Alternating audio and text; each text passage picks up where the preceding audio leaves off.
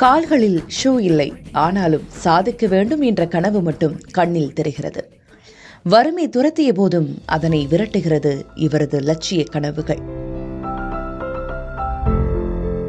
இவரின் ரெய்டுக்கு எதிரி அணியும் அஞ்சுகிறது. சாதிக்க துடிக்கும் இவர் உதவி கேட்டு காத்திருக்கிறார். திருவாரூர் மாவட்டம் மன்னார்குடி அருகே மேல வாழாச்சேரியைச் சேர்ந்த சுரேஷ் ராதிகா தம்பதியரின் இளைய மகள்தான் பிரகதீஸ்வரி. பொதக்குடி அரசு பள்ளியில் 9ஆம் வகுப்பு படித்து வரும் பிரகதீஸ்வரி தற்போது தமிழக மகளிர் கபடி அணியில் இடம்பெற்றுள்ளார். பள்ளி முடிந்து வீட்டிற்கு வரும் பிரகதீஸ்வரி வீட்டு வேலைகளை செய்வது, கால்நடைகளை பராமரிப்பது போன்ற அன்றாட பணிகளை தொடர்கிறார்.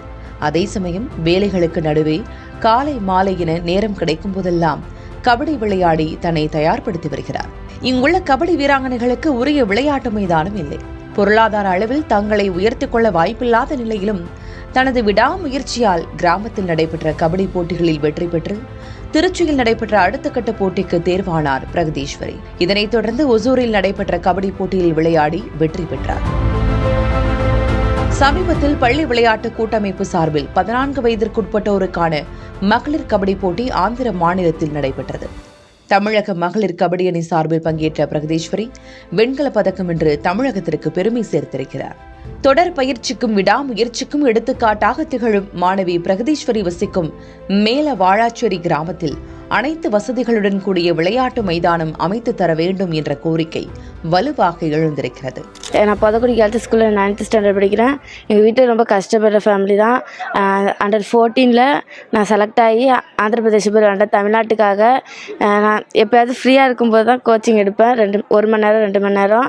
மொதல் செலெக்ஷன் வந்து திருச்சியில் நடந்துச்சு. 86 பேரில் 7 பேர் எடுத்தாங்க. 2வது செலெக்ஷன் ஒசூரில் நடந்துச்சு. அங்கேருந்து ஆந்திர பிரதேசில் நடந்துச்சு. தமிழ்நாட்டுக்காக போய் விளையாண்டுட்டு வந்து வெண்கல பதக்கம் வென்றோம் 4th பிளேஸ். எங்கள் குடும்பத்தில் மொத்தம் 4 பேர். எங்கள் அக்கா வந்து நர்சிங் படிக்கிறாங்க ஈரோட்டில். எனக்கு விளையாடுறதுக்கான வசதியெல்லாம் இல்லை. ஒரு சின்ன கிராமத்தில் தான் நாங்கள் விளையாடுறோம். சின்ன வயசுலேருந்து அரசு பள்ளியில் 9th படிக்கிட்டு இருக்காப்புல.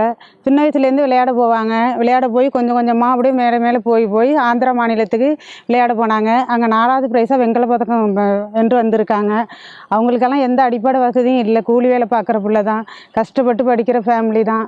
அவங்கள அரசாங்கமாக பார்த்து ஏதாவது ஒரு நல்லது செஞ்சால் அந்த பிள்ளையோட நல்லது நடக்குங்கிற ஒரு நம்பிக்கை எங்களுக்கு இருக்குது. விளையாடுறதுக்கெல்லாம் கிரவுண்டெல்லாம் இல்லை சார். அவங்களுக்கு கோயில் உள்ள இடம், ஸ்கூலில் உள்ள இடம், இந்த மாதிரி பர்மிஷன் கேட்டுக்கிட்டு தான் விளையாடுறாங்க. அவங்களுக்கும் ஒரு இடம் ஏற்படுத்தி கொடுத்தீங்கன்னா இன்னும் நிறைய பிள்ளைங்க விளையாண்டு ஜெயிக்கிறதுக்கான ஒரு திறமையை நீங்கள் ஏற்படுத்த உதவியாக இருப்பீங்கன்னு நாங்கள் நம்புகிறோம்.